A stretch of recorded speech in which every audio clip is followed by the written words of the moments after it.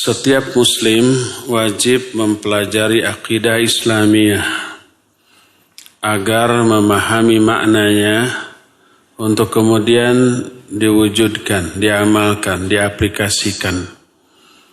Dan juga mempelajari hal yang sebaliknya dari akidah agar kita terjaga dari kekeliruan di dalam berakidah. Mengetahui apa yang bisa membatalkan akidah kita, apa yang bisa mengurangi akidah kita, baik itu syirik besar, syirik kecil, kufur besar, kufur kecil, nifak besar, nifak kecil, atau hal yang bisa mengurangi nilai dari akidah kita apalagi membatalkannya. Wajib kita pelajari semua itu. Perintah mempelajarinya dinyatakan oleh Allah dalam Al-Quran surah Muhammad ayat ke-19. Allah berfirman, fa'lam annahu la ilaha illallah wastaghfir li dzambik. Kata Allah, ketahuilah la ilaha illallah. Jadi la ilaha illallah kalimatut tauhid yang menjadi fondasi pokok, fondasi utama bagi akidah, yaitu kalimatut tauhid.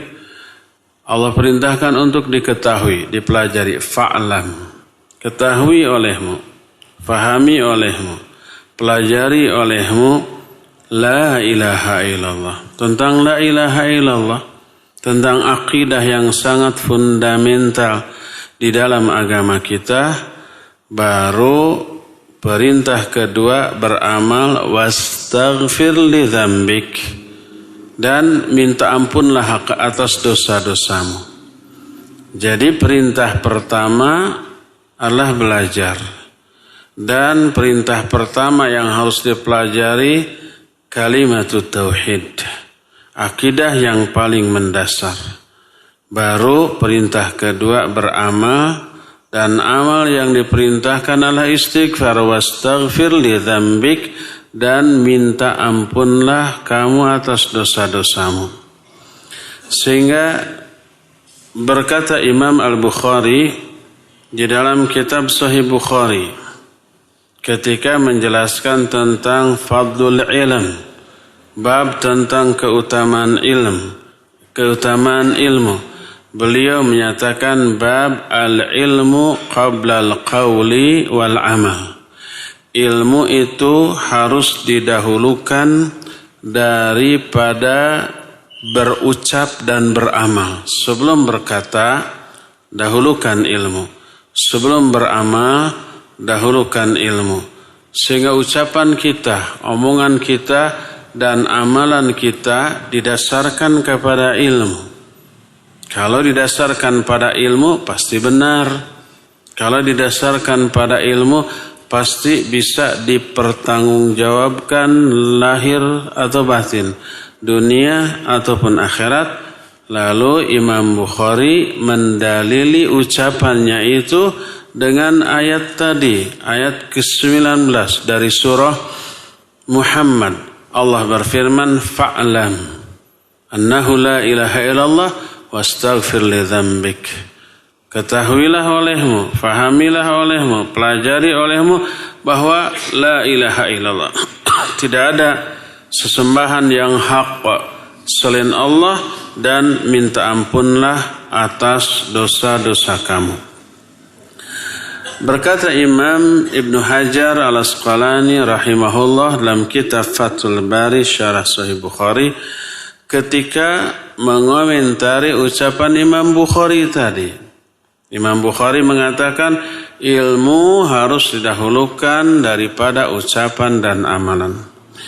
Qala Ibnu Al-Munayyir, berkata Ibnu Al-Munayyir, kata Imam Ibn Hajar, arada bihi annal ilma syaratun fi sihhatil qawli wal amal. Maksud Imam Bukhari yang mengatakan ilmu harus didahulukan sebelum berucap dan beramal, maknanya adalah bahwa ilmu menjadi syarat benarnya ucapan dan amalan. Ucapan dianggap benar kalau didasarkan pada ilmu. Ada landasan ilmiahnya yang bisa kita jadikan sebagai pegangan. Amalan juga begitu. Benar atau salahnya sebuah amalan dilihat dari ilmu yang mendasari amalan itu. Kalau dia beramal lalu ditanya kenapa kamu beramal begitu? Ini nih ada keterangannya dari ayat, ada penjelasannya dari hadis. Berarti amalnya itu didasarkan pada ilmu.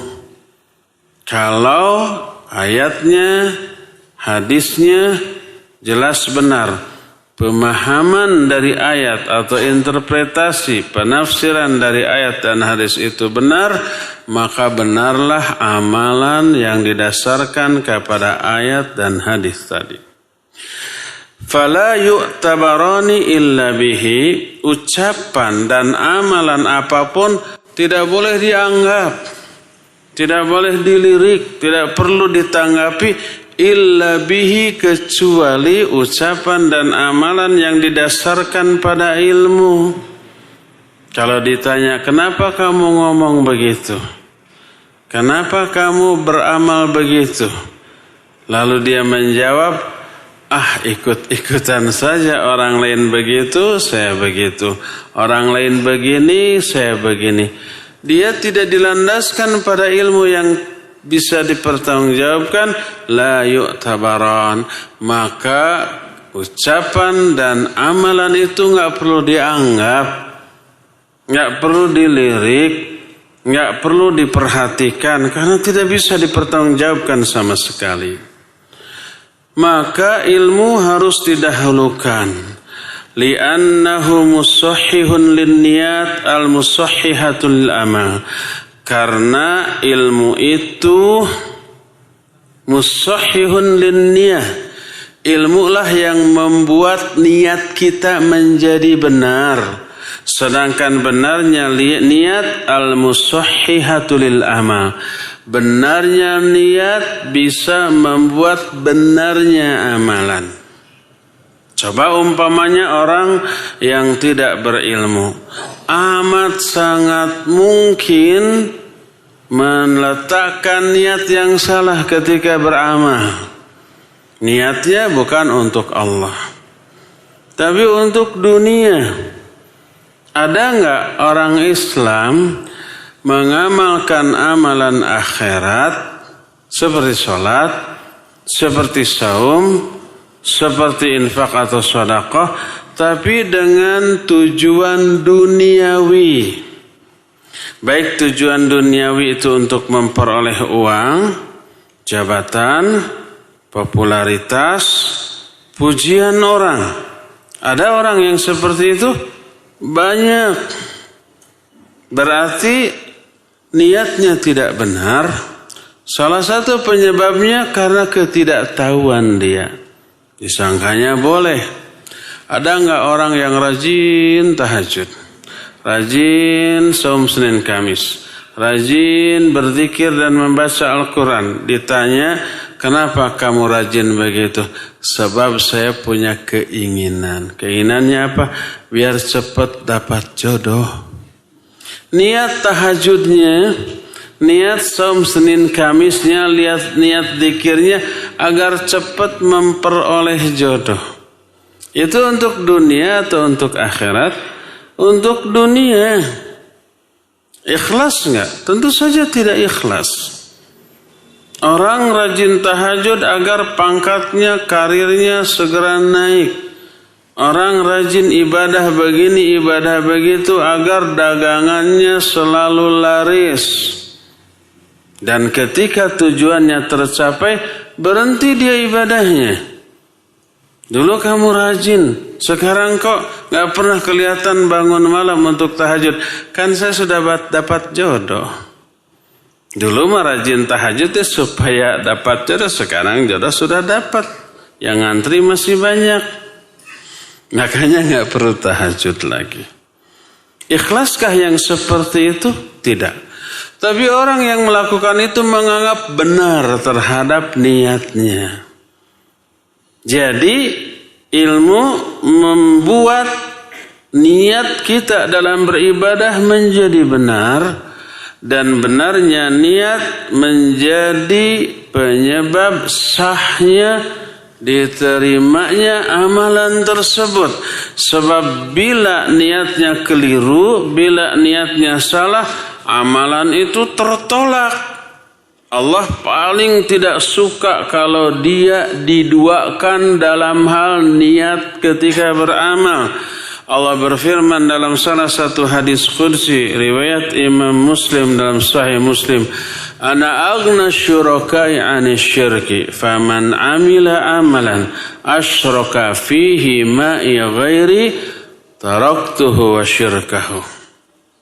Aku ini zat yang paling tidak membutuhkan saingan, tidak membutuhkan tandingan, tidak membutuhkan sekutu.